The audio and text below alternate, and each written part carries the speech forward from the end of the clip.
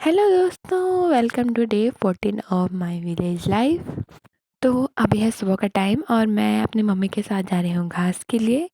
और रास्ते में मुझे दिखे एक केले का पेड़ जिस पे बहुत सारे केले लगे हुए हैं। फिर मम्मी यहाँ पे दरांती की धार तेज करती है। इसे हमारे यहाँ दतलू पयाने कहते हैं। और ऐसे में मम्मी की एक चूड़ी टूट जाती है। तो हम बचपन से ऐसे करते हैं कि जैसे कोई चूड़ी टूट जाए तो उसे हाथ में तोड़ते हैं ऐसे। तो उससे प्यार का पता चलता है कि प्यार कितना करते हैं। तो ये एक टूटा था बस ही नीचे गिर गया था। रियलिटी में ऐसा कुछ नहीं होता होगा, शायद ये बस एक मिथ है। और फिर हम पहुंच जाते हैं घास के लिए और व्यू इतना प्यारा लग रहा है, खेत इतने हरे भरे और उनमें पीले पीले फूल, बहुत प्यारा लग रहा है। और फिर हमने काटा घास इस ढलान वाली साइड पे और नीचे सीधा गधेरा दिख रहा है।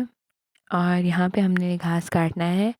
और फिर मुझे घास काटते काटते मिली एक छिंटी। हमारे यहाँ छिंटी ही कहते हैं, आपके यहाँ क्या कहते हैं कमेंट करके बताएं।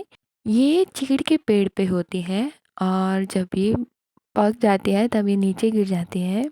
और जहाँ पे हम घास के लिए आए हैं वहाँ से व्यू कुछ ऐसा दिखता है। और फिर मुझे दूसरी चिंटी भी मिल जाती है।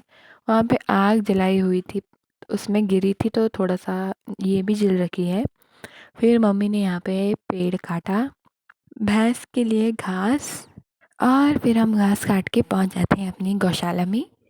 और यहाँ पे हमारी गाय तो अंदर है, उसकी मम्मी भी अंदर है, यानी कि हमारी भैंस भी। और सिर्फ बैल यहाँ बाहर पे हैं क्योंकि वहाँ पे ज़्यादा धूप नहीं होती, वहाँ पे पेड़ की छाया होती है। तो उनको अब बांधेंगे अंदर। गौशाला में पहुँच के सबसे पहले मैंने अपना घास अंदर रखा और फिर अपनी गाय को मिलने आ गई। ये अपना सर ऐसे ऐसे हिलाती रहती है। और ये है गाय की मम्मी, यानी कि हमारी भैंस। और इसी रूम में रखते हैं हम घास वगैरह कुछ और सामान भी। और फिर हम पहुंच जाते हैं घर। और मैं अपने हाथ में दोनों छिंटियों को लेकर घर पहुंच गई हूँ।